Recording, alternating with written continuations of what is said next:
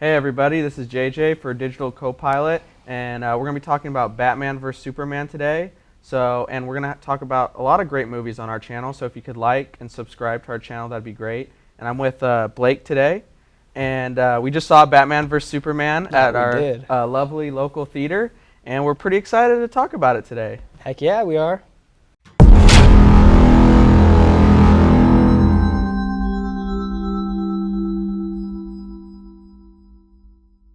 Yeah, so let's dive right in, our feelings, and just a forewarning, this is going to get into spoilers. So if you haven't seen it, be advised. Turn off the video. Do it now. Don't hate on us because we warned you. Exactly, but if you're into spoilers or you're into good film talk, and maybe you've already seen it, well, it's a very popular movie, so then give it a watch. It's interesting that this movie, if you look at the IMDb, it's like a 9.4 out of 10. If you look at the Rotten Tomatoes, it's like in the 30s. So there's a big, it's very polarizing. Is it really at 9.4? Yeah. Holy the dichotomy is huge, which I think is awesome. It gives us a lot to talk about. So why does the audience love it, and why do the critics not like it? Yeah. So I think this movie did a lot of things right. It set up the universe right, and it also did a lot of things wrong, in my opinion. A lot of times in the movie, I thought, wow, that scene was 10 out of 10. Like, wow, this movie's epic. Then it did something where I'm like, wow, that was terrible. Like, it seemed too cheesy or just seemed fish out of water. But overall, I think it was a great movie. And I think it really sets up Justice League Part 1 and the other movies. Like, it's interesting that they started out with Batman vs. Superman instead of, like, they could have started out with a Batman original solo movie, then a Wonder Woman, then a Flash, then everybody. But I think by starting out with Batman vs. Superman, they make us hungry for Batman's backstory. So now I really want to see that, prequel Batman movie, or even if it's not a prequel, I want to see it. So, like, this movie wasn't amazing like Avengers was. I think it was definitely a good start to the DC universe. And if they could, like, fix on a few things here and there, they could really, get the ground running. Oh, man. I'm not going to lie. Like, I walked into this having really low expectations. The trailers that got me a little excited, and then I heard the massive critic reviews of just, like, being low. And I was just so defeated, because Man of Steel was good, but it wasn't my favorite Superman movie, and I'm a huge Superman fan. And as we started watching it, the beginning was slow to me, and as we kept going, there's just moments where I was like, that's Superman. They're getting Superman right this time. Yeah. And as they kept doing that, and then I saw, like, good interactions between the characters and real emotion that I felt like Man of Steel, except for a couple of really well done parts, was lacking. It was sort of lacking emotion. That when we got there, I was just like, man, that was awesome. That was, by the end of the film, I was like, I had a good time, And I went in with high expectations that had taken a hit.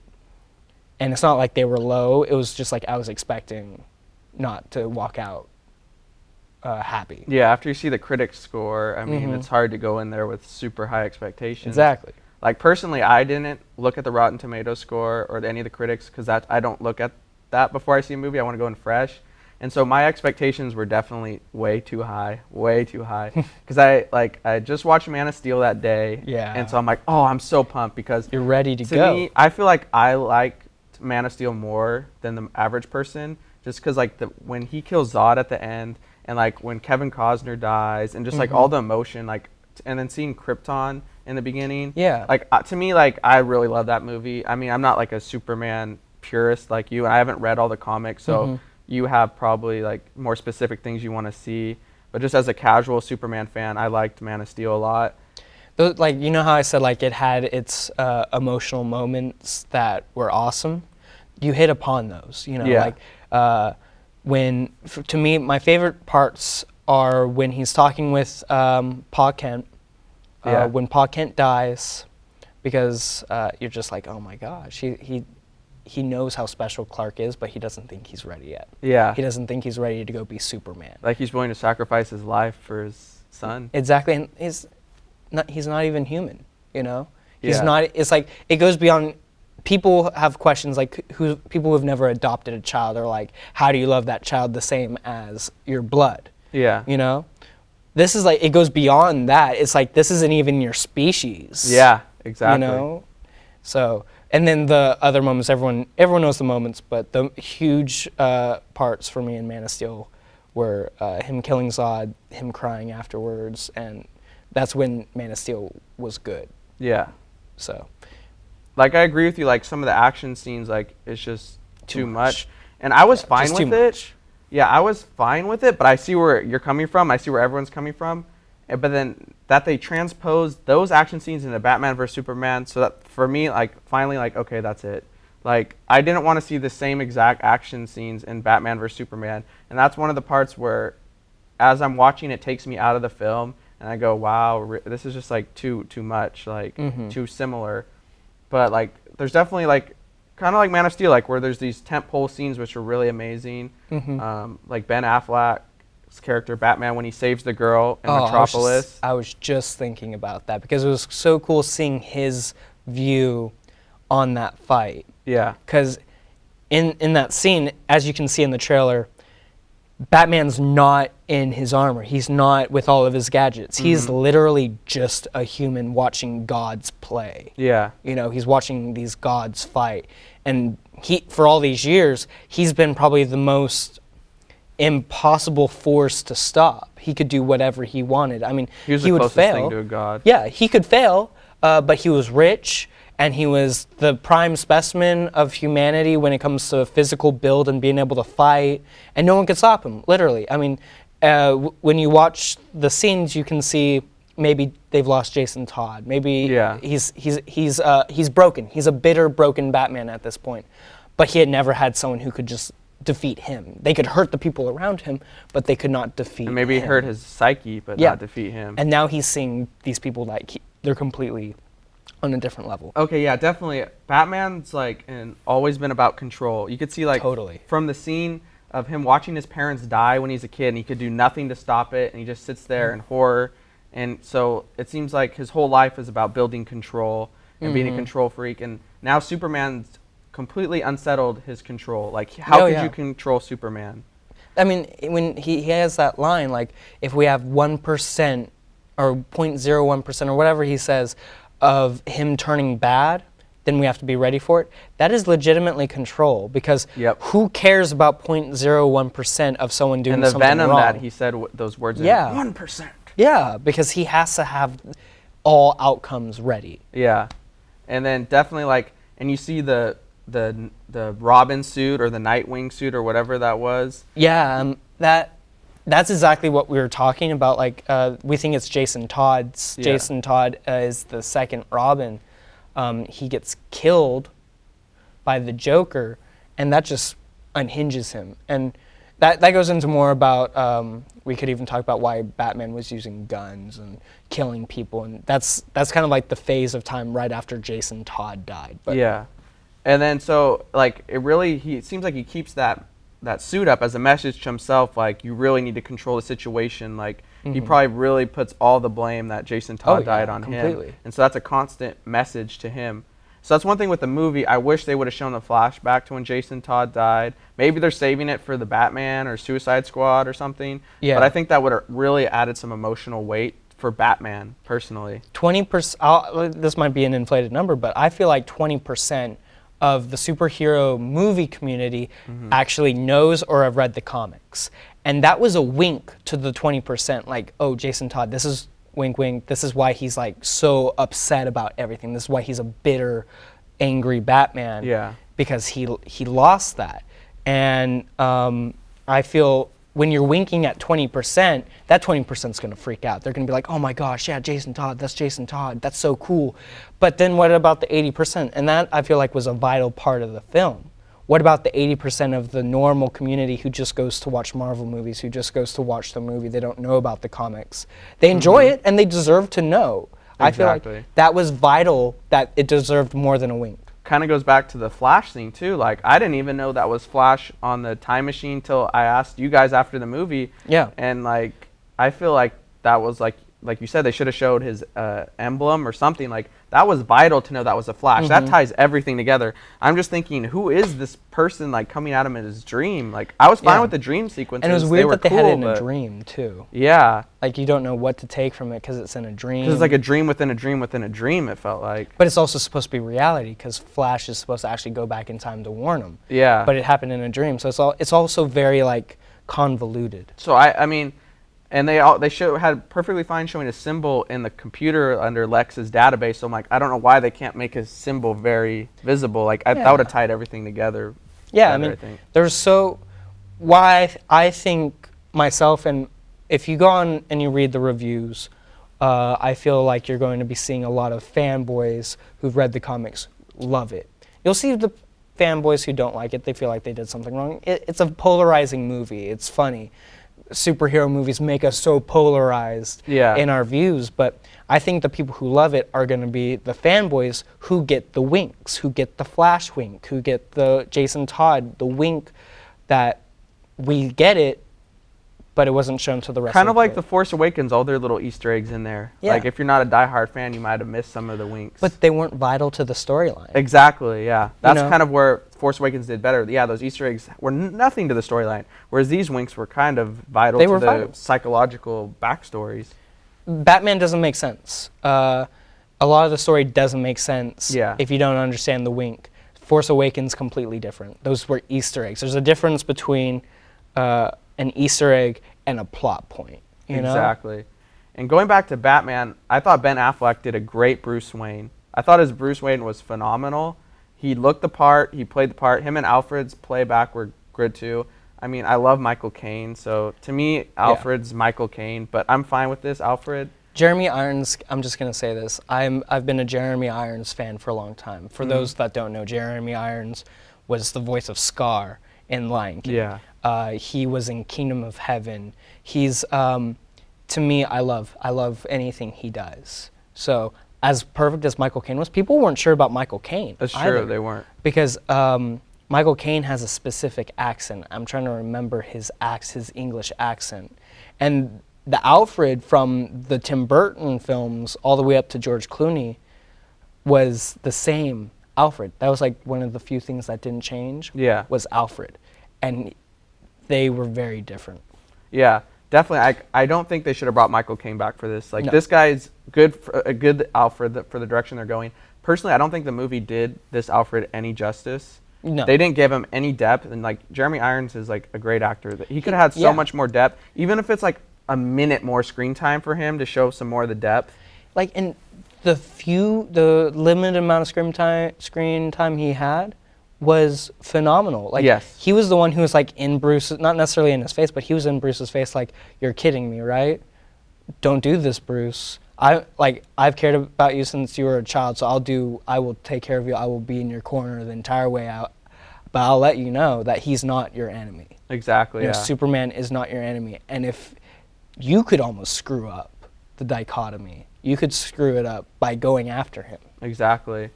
And which was kind of, that's what happened. They gave Lex enough time to hatch Doomsday. Yeah. But, yeah, so I definitely think should have gave Jeremy Irons more screen time, like, to add some more depth to it. And I thought they were definitely going to show Batman more. Like, I felt like they didn't give Batman enough screen time. Although I loved the Batmobile chase scene when they were trying to get the kryptonite. Like, that was sick. See, that's like one of the few times I'm going to differ, is that I think Batman had plenty of screen time. Now, I'm a bit biased because I'm a Superman fan. But I felt like he didn't have... I feel like they could have gotten too close to making it too much Batman, where people would have been like, oh, Batman's the it guy, you know, after Nolan's trilogy was so amazing, we need to have more Batman. Yeah. And I think they did it, they gave him enough screen time that people wouldn't be like, oh, okay, this was like originally Superman's sequel. Yeah. That they brought in Batman to help out. And if they gave Batman, let's say, 60% of the film, people would have been like, oh, see, look.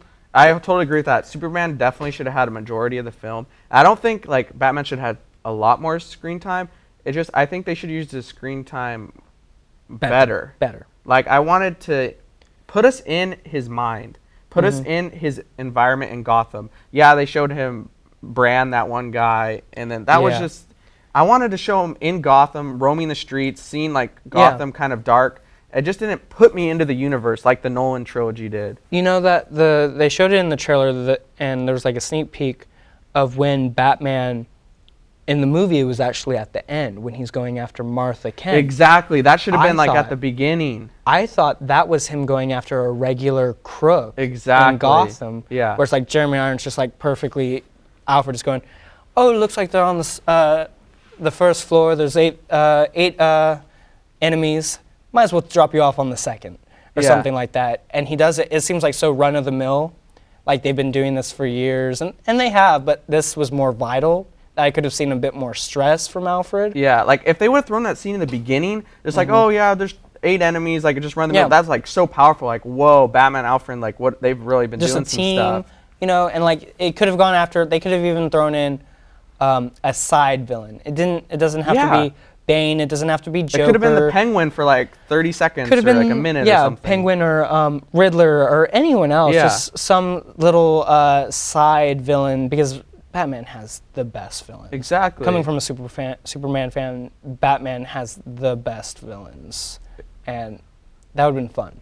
Exactly. Like that's one thing I don't like about movies is when I escape the movie and I'm like watching myself watch the movie. Usually when I'm watching a movie, I'm entranced into their world, and then so like if they would have done the side villain, that would have just really kept me like surrounded into the universe, instead of like there was times in this movie when I just like I'm like, oh wow, okay, that was kind of weird scene, but then other parts were like, wow, that was just so cool they did that, that's a perfect scene. So it's just like if there was a couple minor changes, I could see this movie going from great to like amazing.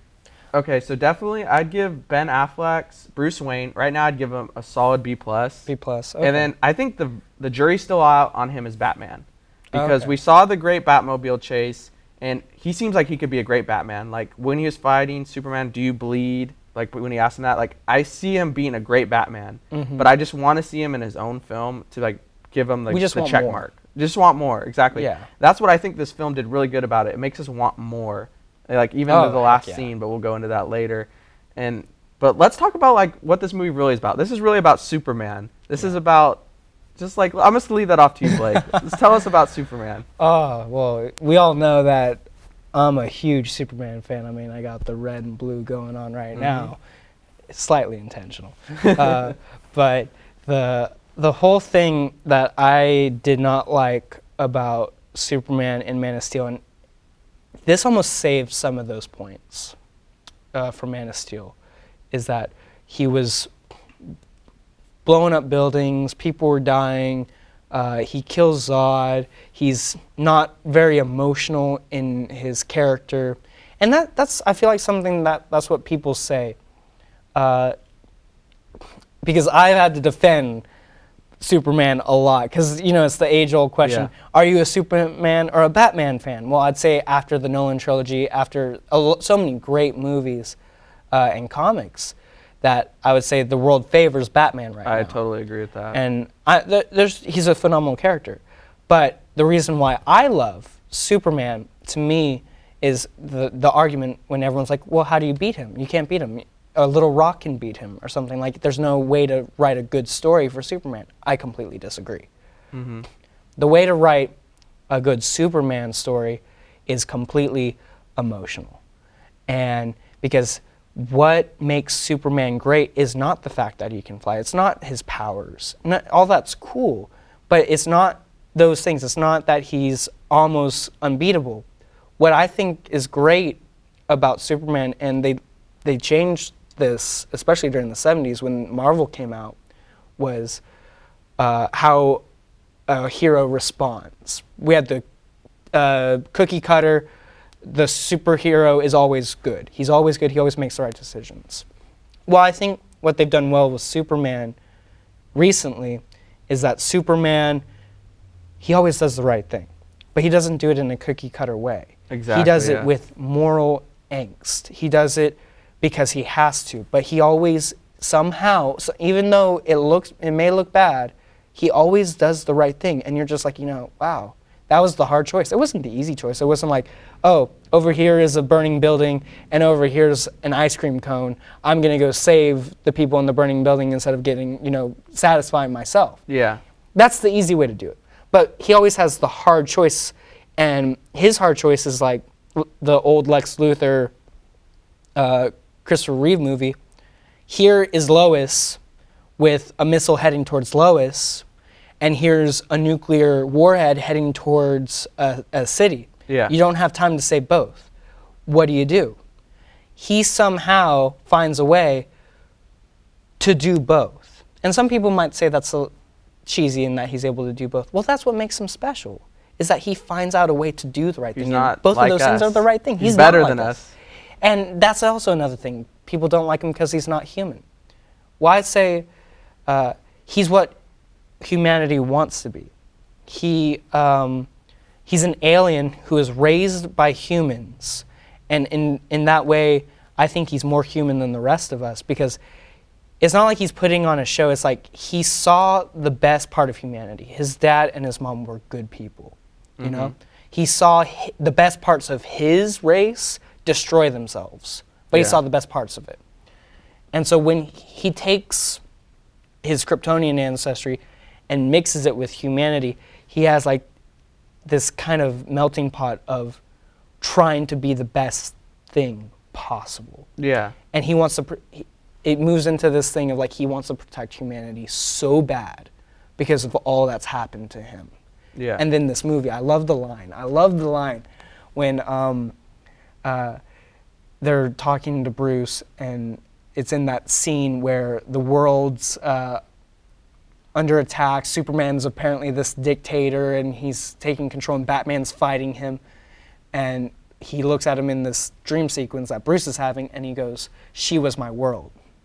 Well, you freak out. Talking about Lois. Talking about Lois. Yeah. You freak out because you're like, okay, so if Lois dies, then Superman just goes off. Yeah. Like, we're screwed type deal. Yeah. And then you get to the finale of the film where he's looking at Lois, and because earlier on in the film, he makes a mistake by saving Lois, and a lot of people die. Yeah. And you're like, okay, so Lois can't be in his life. That's such a retread right now that I find that we push away the love, we push away the things that make us who we are to be what we have to be. And then at the end of the film, they find out we can't do that because that's what makes us who we are. Yeah. Superman almost figures that out without having to learn it. Yeah, it's so refreshing that they didn't do the old cookie cutter, like you said, push him away. Like he never pushed Lois away. He always kept her right here because he realized, and you see him realize it, but he never fully pushes her away. But he realizes over the course of the film that this is why I am what I am.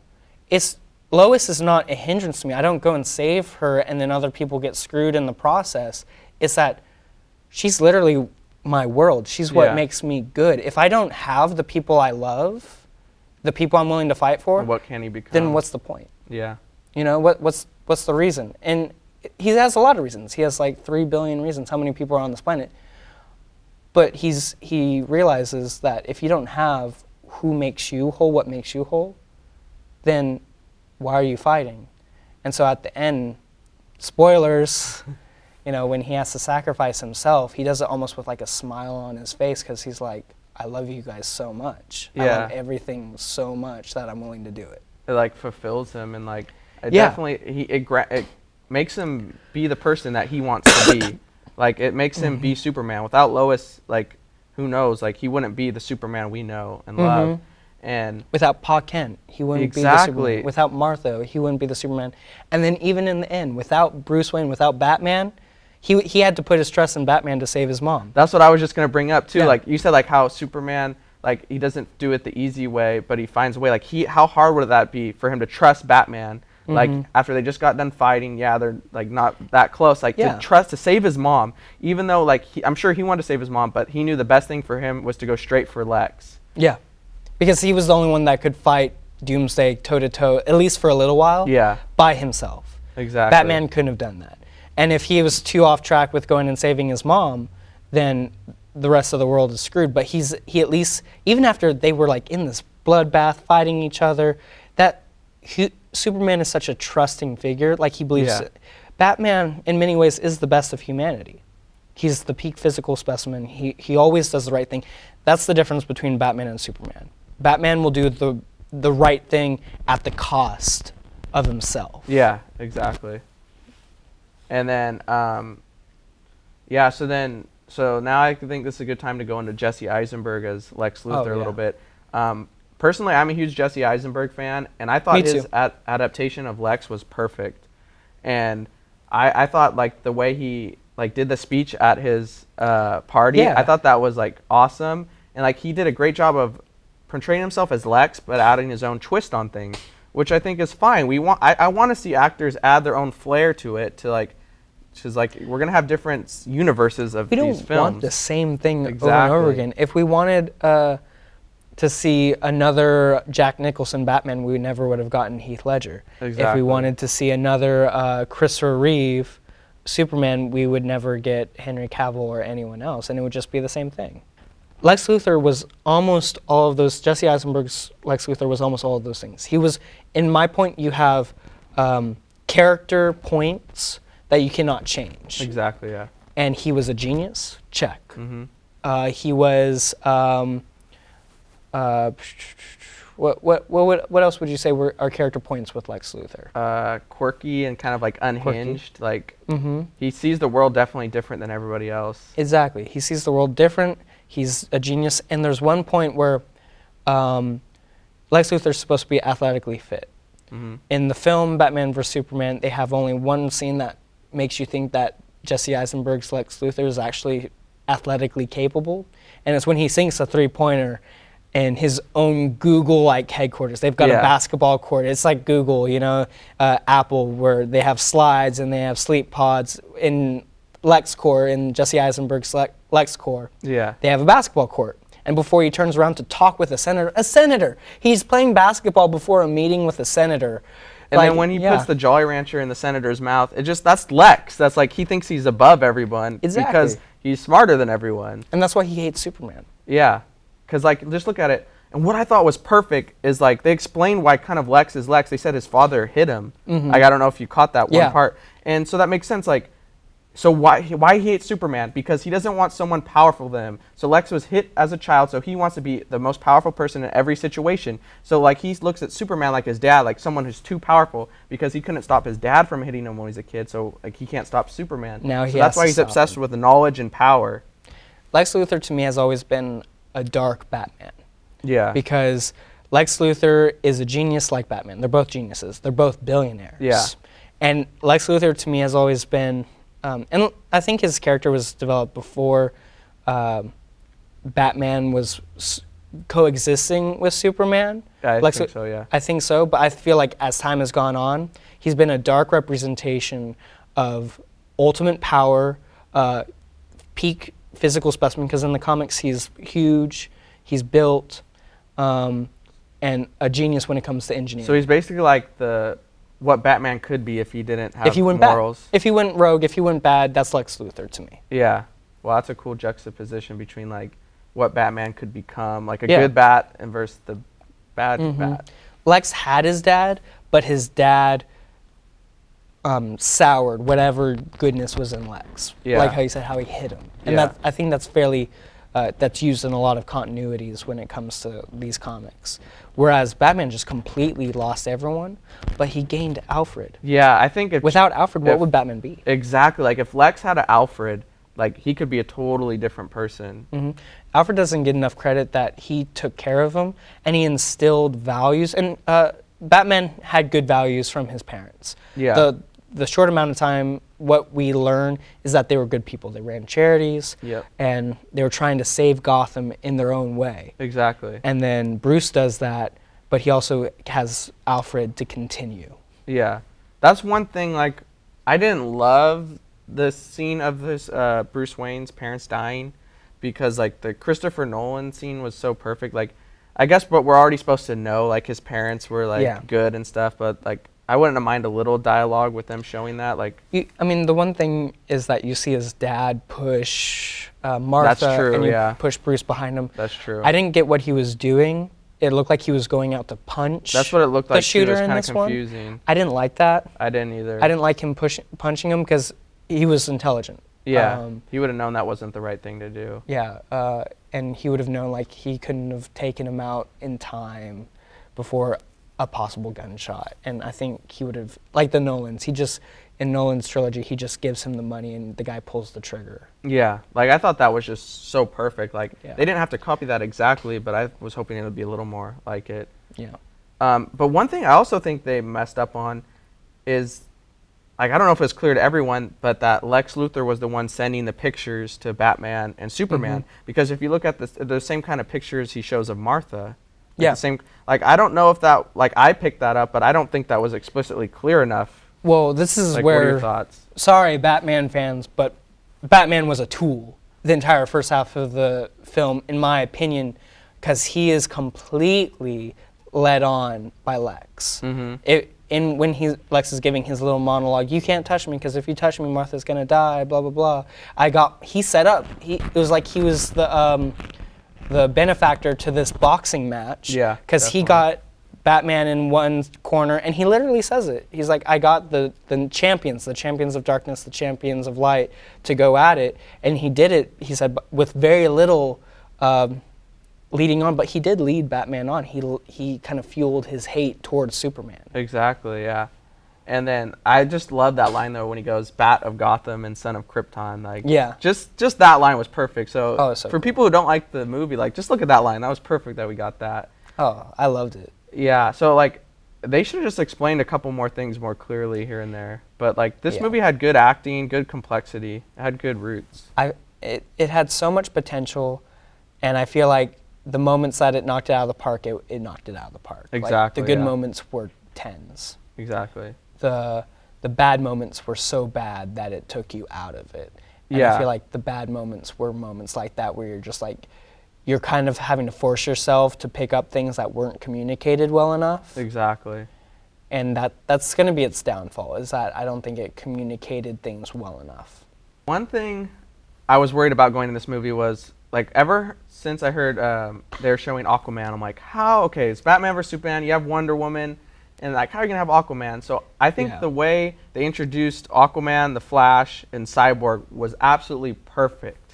What do you think, Blake? I agree. Like, when I remember each time we'd hear a new character was getting put in, like you'd go on Internet Movie Database and there's Jason Momoa as Aquaman in the Dawn of Justice, I was like, this is getting too much. They already added Wonder Woman, we got Batman and Superman. If they keep adding people, I'm going to get pissed. Exactly.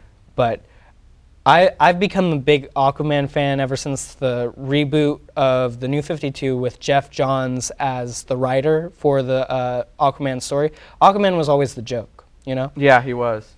In recent memory, he's become a badass. I feel like in the Injustice video game and in the New 52 comic, and now as Khal Drogo. For all of you who've watched Game of Thrones, Jason Momoa as Aquaman. He may not be blonde, he may not be your stereotypical Aquaman, but I'm pumped. Yeah, I think it's a perfect casting. They make him look like he's going to be gritty and really powerful. Like, Aquaman was always the punchline. Now he's going to be like a badass.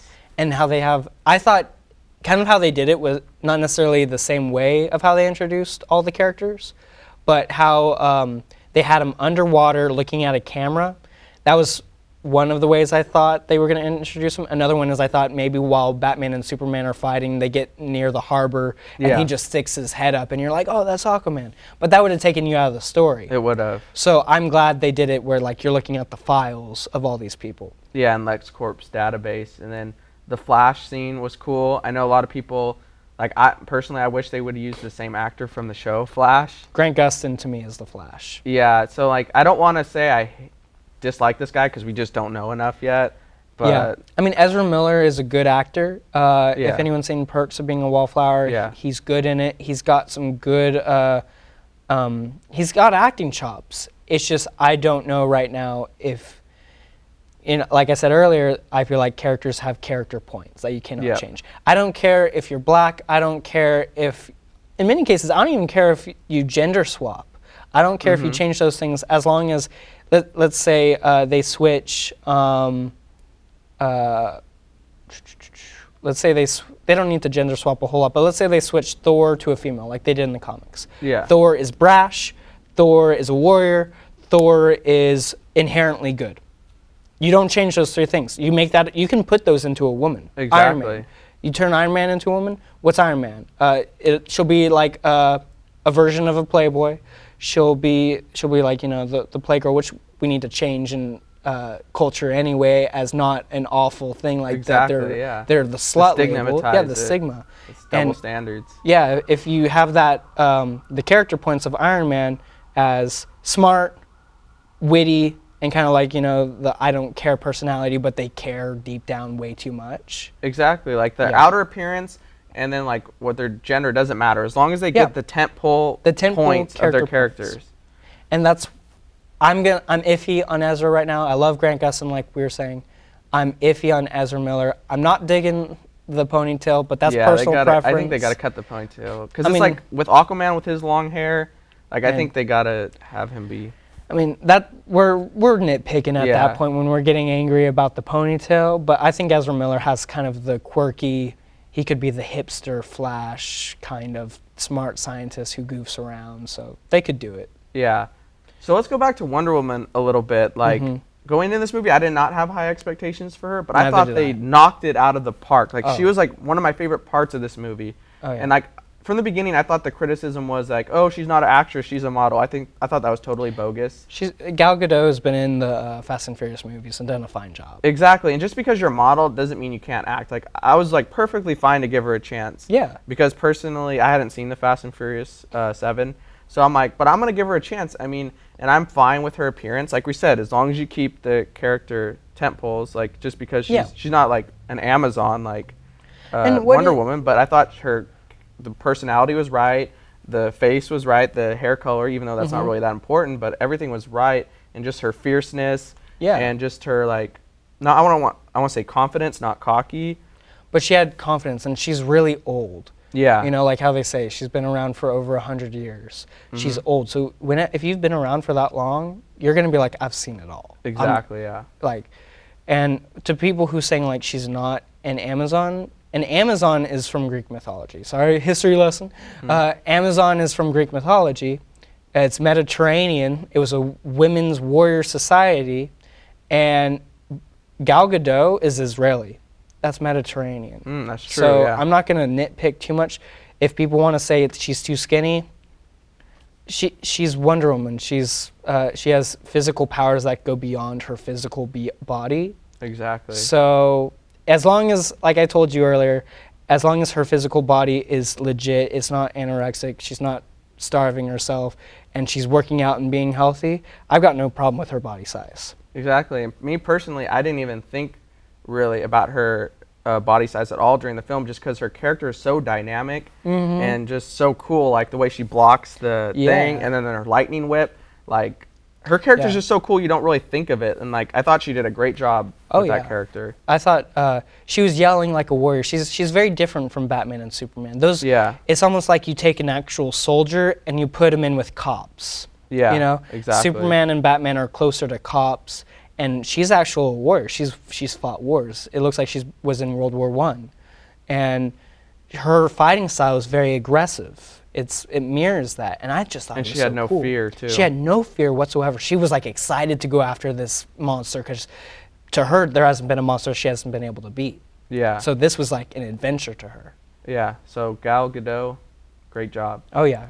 And I'm really excited for the Wonder Woman movie that's coming out. I've heard people saying, I'm going to echo it from what reviews I've read, like, if you can take away anything from the Batman Superman film, it's hope for a good Wonder Woman movie. I totally agree. Something we've been dying for so long. Yeah. And I think after watching it, I think we have that hope. Yeah. So thank you, Gal Gadot. Thank you, Gal. Thank you. And so, yeah, so it was definitely a movie I want to see again, because it's just like so much coming at you. Don't forget Cyborg. Oh yeah, let's not forget Cyborg. He didn't have too much, but that was so cool. Wasn't that scene just cool? Exactly. Can I ask you, was the Doctor related to him at all? Because I don't know his backstory. That's his dad. That's what I thought. That was because it seemed like he was so frustrated that things weren't working. Like his dad was in the comics. His dad was never around. He was the Victor I think is his name. Did they do that a homage to Victor Frankenstein kind of? Yeah, yeah. That's sick, yeah. And so his son, the Cyborg, is a star athlete. He's probably going to get a college scholarship to play football, and he gets in this terrible accident. Oh, wow. And so his dad was never around to go to any of his games, and this is like his thing. Like this was his project, was developing this Cyborg project. Yeah. And so when his son's about to die, he just says, "Screw it! Like I wasn't there for him. I'm gonna save his life." And that's what we saw. It was so cool. Yeah. Like I thought I give the Cyborg 20-second scene, whatever, 5 out of 5. Oh, I totally agree with that. Yeah, definitely. So overall, like, and then the ending when, like, I honestly, like, part of me is like, they couldn't really kill Superman, right? But I kept going back and forth, like, well, maybe they could. You know, well, they killed Han Solo, so in my mind, they could kill anybody at this point. Yeah. So I'm like, wow. But I thought they dragged it on by not showing him like reappear. That was so powerful. And then when Lois thinks he's dead and she gets the ring, oh my God, I almost had a tear well up in my eye. I did. Yeah, and then when the dirt's coming off the coffin, boom, I'm sold. Give me Justice League Part 1. So what I thought this movie did great was, like, really, I'm ready to watch Justice League Part 1. Like, the ending, the last shot was, cinematography-wise, I thought was very unique and cool. And, like, this movie had its rough patches, but kind of like Superman and Batman, they have their rough patches. So I'm ready for the Justice League, so I thought it did a good job setting up their universe. I think the best thing I can say about this is I wasn't sure about the DC cinematic universe. Marvel has dominated. They've done it right. Man of Steel wasn't the best beginning to this whole universe, but after this, I'm like, you know, it might, for a while, sadly, DC might be the younger brother to Marvel's cinematic universe, but I think they've got the ability to do something really cool that's worthwhile. Exactly. And I want to go back on this. I didn't get to touch on this really. Like, the only problem with this movie, like, in your head, like, the Christopher Nolan trilogy was not that long ago. So you're constantly kind of comparing Batman, Ben Affleck to that. It's like a whole different universe. So it's just like, if you can, try not to compare it, because maybe it's just my bias or subjectivity. Like, I love Christopher Nolan's trilogy. To me, that's the Batman gospel. Like, that's a great trilogy. That's it right there, isn't it? They've got so many comparisons right now. You have the history of the two biggest comic book heroes of all time. You've got Batman and you got Superman. You've got all the amazing actors who've played Batman. You're comparing. You've got Christopher Reeve, the best Superman. So many people thought was the Superman for so long. You're comparing that. Now you're also comparing Marvel's cinematic universe, and you're comparing Nolan's trilogy. So they're really like they're getting browbeat. They have like there's like two giants on their shoulders. There's just like there's those two huge giants, and then there's like the family around them just staring at them like, what are you gonna do? Yeah, and it's not kind of so, and you can't also judge them on like, look how good Iron Man was. That movie was epic and really set up their universe. You can't. I didn't have expectations for Iron Man. Exactly. Like, had we ever even seen an Iron Man movie? I feel like that. No, Marvel had not had movies like that. So it's not really fair. Yeah. And they had the Hulk, but this Iron Man was the start to the cinematic universe. I mean, they might have had some pieces in some of the Hulk movies, but Iron Man was the real start. Yeah. And they had no expectations. So that's what Marvel really had going for it. And then so like that's what's really hard for this, because you have the shadow of Christopher Nolan, the shadow of every Batman and Superman ever before him, the shadow of Marvel. Just the history of the two biggest comic book stories of all time. Exactly. So like I don't think the critics and us audience should be that quick to judge. Let's let this universe grow. Let's not like condemn them right now. It's still in the first inning of the game. I see, like we've said it, they got bones, they got a foundation, and I'm excited for the next one. And isn't that what the movie should be? This is to make us excited for their universe. So check mark. There you go. Check mark. I personally, I'm gonna give my rating, and it did its job. It brought back to me the emotional points of Superman, which is what I wanted. I felt Ben Affleck and Henry Cavill had good chemistry on screen, and it felt like it introduced us to the DC cinematic universe with the Justice League characters. So my review is a B from Blake. Yeah, that's good. And you know what? I'd have to give it probably a B minus, between a B and a B minus. I think that's a solid. That gives it room to grow for Justice League to be like maybe A minus, and then from there, who knows? So I'm like, definitely don't let the critics stop you from seeing this movie. Don't. No. You'll have fun. Eat your popcorn, drink your soda. You'll have fun. Go see. There's so many good scenes that you'll rob yourself from if you don't see this movie. So go see this movie. I think we'll get the rest of the guys to give their reviews. I think we're going to be developing a website pretty soon. We're going to have each digital Copilot guy give their own review. We're going to get our lovely cameraman backstage involved. So he's always backstage, but we want you guys to hear his voice. So be ready for that. Check out our Facebook page. And JJ, you want to take us out? Yeah, and just like, subscribe. If you feel the need to comment, that's great. And I just appreciate the viewers we have, and I want to welcome any new viewers we have. And thanks so much for your support, because we love doing this. We love movies. So, have a good one and go to your movies.